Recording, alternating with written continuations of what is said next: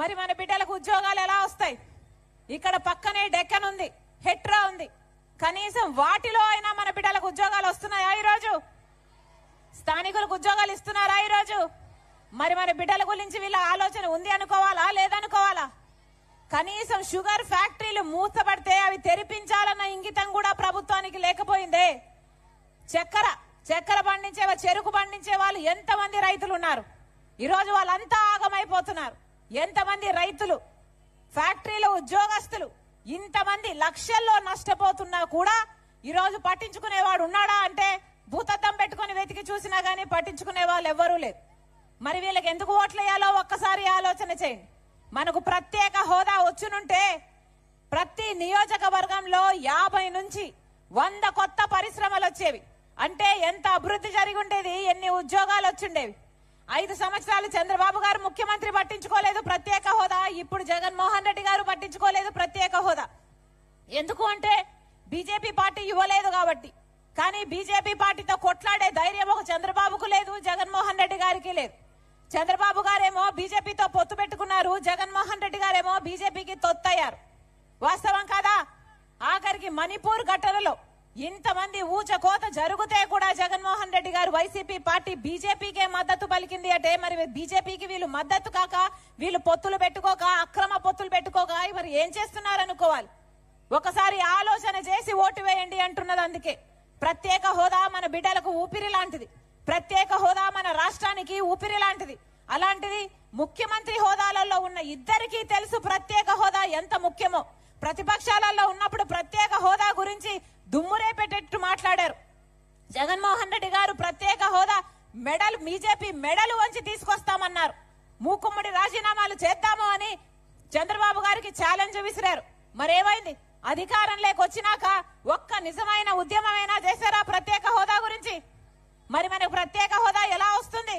ఆలోచన చేయండి. ప్రతిపక్షమైనా పాలకపక్షమైనా ఈరోజు బీజేపీ పార్టీకి అమ్ముడుపోయాయి. ఈరోజు బీజేపీ పార్టీకి గులాంగిరి చేస్తున్నాయి. బీజేపీ పార్టీ మనకు ఏమైనా చేసిందా? మీరు గులాంగిరి చేస్తున్నారు పర్వాలేదు అనుకోవడానికంటే బీజేపీ పార్టీ మన రాష్ట్రానికి, మన బిడ్డలకి వెన్నుపోటు పొడుస్తూనే ఉంది.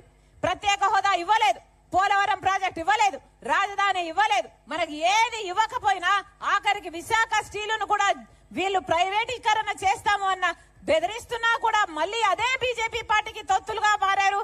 ఒక పక్క చంద్రబాబు గారు, ఇంకో పక్క జగన్మోహన్ రెడ్డి గారు. మరి ఎందుకు ఓట్లు వేయాలి వీళ్ళకు? ప్రజలంతా ఆలోచన చేయాల్సిన అవసరం ఉంది. అమ్మా 10 ఏళ్ళు అయిపోయింది. 10 ఏళ్లలో కనీసం ఒక రాజధాని అయినా కట్టుకోగలిగామా? ఉందా మనకు రాజధాని? ఉందా మనకు రాజధాని? పక్కన హైదరాబాద్ ఉంది, ఇంకొకరికి బెంగళూరు ఉంది, ఇంకొకరికి చెన్నై ఉంది. మనకేముంది? మనకేముంది? చేతిలో చిప్పు ఉంది. మనకేం మిగిల్చారు? మరి ఎందుకు వేయాలన్నా వీళ్ళకు ఓట్లు? చంద్రబాబు గారేమో అమరావతి అన్నారు, సింగపూర్ ను చేస్తానన్నారు, 3Dలో సినిమాలు చూపించారు. అమరావతిని కాస్త భ్రమరావతిని చేశారు తప్పితే ఒక్క తట్టెడు ఇటుకే పెట్టింది లేదు. కనీసం ఒక పర్మనెంట్ బిల్డింగ్ కట్టింది లేదు.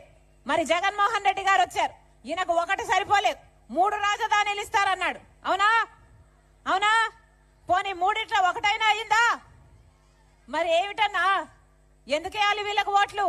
అందరికీ అన్ని ఉన్నాయే, తలెత్తుకొని చెప్పుకోవడానికి మనకు కనీసం ఒక రాజధాని అయినా ఉందా? మరి అలాంటి రాజధాని కూడా ఇవని బీజేపీ పార్టీకి వీళ్ళు తొత్తులుగా, గులాములుగా ఎందుకు మారారు? మారిన వాళ్ళకు ఎందుకు ఓట్లేయాలి? ఒకసారి ఆలోచన చేయండి. పోనీ వ్యవసాయం బాగుందా? బిడ్డల జీవితాలు బాగున్నాయా అంటే ఎంతమంది రైతులు? అసలు రాజశేఖర రెడ్డి గారు రైతుల్ని ఎలా చూసుకున్నాడన్నా? నెత్తిన పెట్టుకోలేదా రాజశేఖర రెడ్డి గారు?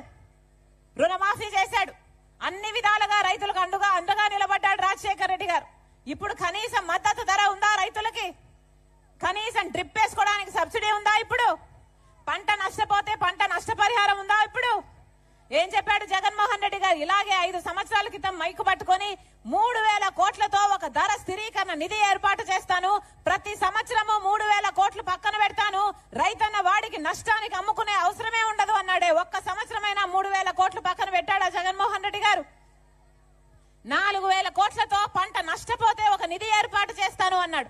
ఒక్క సంవత్సరమైనా 4000 కోట్లు రైతులకు పక్కన పెట్టారా? మరి వీళ్ళ రాజశేఖర రెడ్డి గారి ఆశయాలను నిలబెట్టే వాళ్ళు? ఎందుకేయాలన్నా వీళ్ళకు ఓట్లు? ఒకసారి ఆలోచించండి. బిడ్డల్ని రాజశేఖర రెడ్డి గారు గుండెల్లో పెట్టుకొని చూశారు. ఫీజు రీయింబర్స్మెంట్ అయినా వాళ్ళకు ఉద్యోగాలైనా ఎంత బాగా చూసుకున్నారు రాజశేఖర రెడ్డి గారు. మరి ఇప్పుడు ఏం చేస్తున్నారు జగన్మోహన్ రెడ్డి గారు? ప్రతి సంవత్సరం సంక్రాంతి వచ్చినప్పుడల్లా జాబ్ క్యాలెండర్ వస్తుంది అన్నాడా లేదా? మరి జగన్మోహన్ రెడ్డి గారు ముఖ్యమంత్రి అయి 5 సంవత్సరాలైంది. ఎన్ని సంక్రాంతులు వచ్చిపోయాయి? 5 సంక్రాంతులు వచ్చాయి పోయాయి. ఎన్ని జాబ్ క్యాలెండర్లు వచ్చాయి? ఒకటైనా వచ్చిందా? 0, గుండు 0. మరి ఎందుకు వేయాలన్నా వీళ్ళకు ఓట్లు? 2,30,000 ఉద్యోగాలు ఇస్తామన్నారు జగన్మోహన్ రెడ్డి గారు ఇలాగే మైకు పట్టుకొని 5 సంవత్సరాల క్రితం. ఎన్ని ఉద్యోగాలు ఇచ్చారు? 5 సంవత్సరాలు గడిచిపోయింది. ప్రభుత్వ శాఖలో మళ్ళీ అదే 2,25,000 ఉద్యోగాలు ఇంకా ఖాళీగా ఉన్నాయి. ఎందుకంటే నోటిఫికేషన్లే ఇవ్వలేదు కాబట్టి. మరి 5 సంవత్సరాలు ఉద్యోగాలు ఇవ్వకుండా ఏం చేశారు? గుడ్డి గుర్రాలకు పలుదోమేరా? ఏం చేశారన్నా? ఎందుకేయాలి వీళ్ళకు ఓట్లు? 23,000 టీచర్ ఉద్యోగాలు ఖాళీగా ఉన్నాయని ఆ రోజు జగన్మోహన్ రెడ్డి గారు చెప్పి సిగ్గులేదా చంద్రబాబు 7,000కే ఎందుకు నోటిఫికేషన్లు ఇస్తున్నావని తిట్టాడు. మరి ఈ రోజు జగన్మోహన్ రెడ్డి గారు ముఖ్యమంత్రి అయి 5 సంవత్సరాలైంది. అదే 23,000 ఉద్యోగాలు ఖాళీగా ఉన్నాయి. నేను అధికారంలోకి వస్తే మెగా డిఎస్సి ఇస్తానన్నాడు జగన్మోహన్ రెడ్డి గారు. 5 సంవత్సరాలు పట్టించుకోలేదు. ఇప్పుడు ఎలక్షన్లు వచ్చాయి. ఆఖరణ 2 నెలలు ఉందనంగా ఇప్పుడు 6,000తో ఒక దగా డిఎస్సి ఇచ్చారు. మరి 6,000తో దగా డిఎస్సి ఇప్పుడు ఇచ్చారు అంటే మరి 2 నెలలు ఉన్నాయనంగా ఇచ్చారంటే ఇక పరీక్షలు ఎప్పుడు జరగాలి? మన బిడ్డలకు ఉద్యోగాలు ఎప్పుడు రావాలి? ఇది అయ్యేదా సచ్చేదా? 5 సంవత్సరాలు ఎందుకు ఇవ్వలేదు? 23,000 ఉద్యోగాలు ఖాళీగా ఉన్నాయి. 5 సంవత్సరాల కిందే తెలుసు మీకు మరి ఎందుకు ఇవ్వలేదు అని అడుగుతున్నాం. కనీసం కుంభకర్ణుడైనా 6 నెలలు నిద్రపోతాడు, 6 నెలలు పనిచేస్తాడే. మరి జగన్మోహన్ రెడ్డి గారు ఏం చేశారు? 5 సంవత్సరాలు నిద్రపోయారు. ఇప్పుడు ఎలక్షన్లు వచ్చాయి కాబట్టి మీతో అవసరం ఉంది కాబట్టి మీరు ఓట్లేసే యంత్రాలుగా వాళ్ళు చూస్తున్నారు కాబట్టి ఇప్పుడు బయలుదేరి సిద్ధం అంటూ బయలుదేరి ఇప్పుడు వచ్చారు. అవునా? ఎప్పుడు వచ్చారన్నా? 5 సంవత్సరాలలో ఎలక్షన్లు వచ్చాయి కాబట్టి ఇప్పుడు కనిపిస్తున్నారే. అదే రాజశేఖర రెడ్డి గారు అయితే ప్రజా దర్బార్ అని రోజుకు 1,000 మందిని కలిశాడు. జగన్మోహన్ రెడ్డి గారికి కనీసం మంత్రులకు ఎమ్మెల్యేలకు కూడా అపాయింట్మెంట్ ఇవ్వలేదు. వీళ్ళ రాజశేఖర రెడ్డి గారి ఆశయాలను నిలబెట్టేది. సిద్ధమని ఇప్పుడు బయలుదేరుతున్నారే.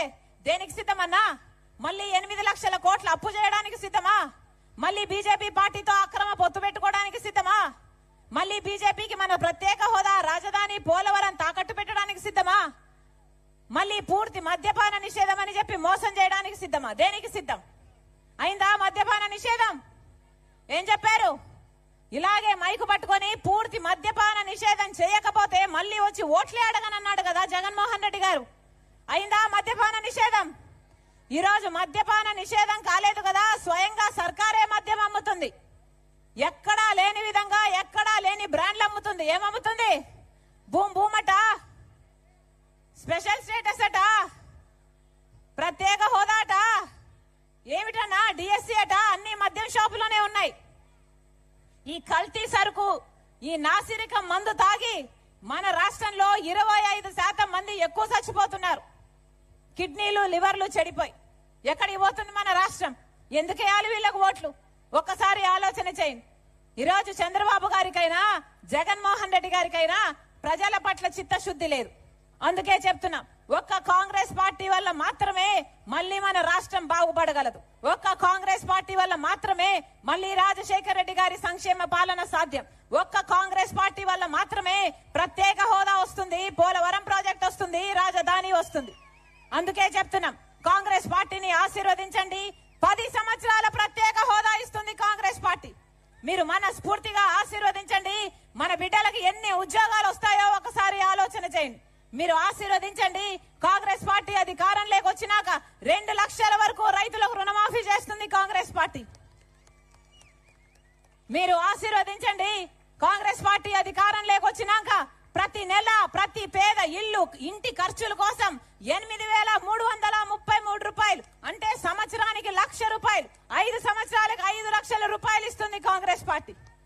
మీరు ఆశీర్వదించండి. కనీస వేతనం ఉపాధి హామీ కింద 400 రూపాయలు చేస్తుంది కాంగ్రెస్ పార్టీ. మన బిడ్డలకు ఉద్యోగాలు రావాలన్నా, వ్యవసాయం బాగుపడాలన్నా, మన రాష్ట్రం బాగుపడాలన్నా కాంగ్రెస్ పార్టీ అధికారంలోకి రావాలి. మీరు మనస్ఫూర్తిగా ఆశీర్వదించండి.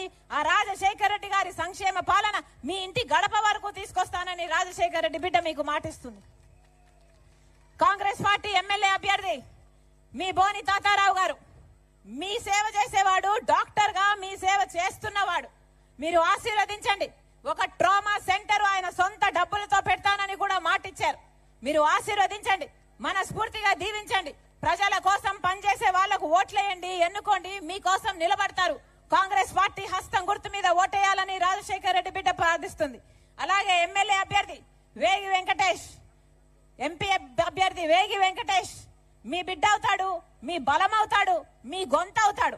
అవసరమైతే పార్లమెంటులో కూడా మన ప్రత్యేక హోదా గురించి, మన కష్టాల గురించి, మన హక్కుల గురించి మాట్లాడతారు.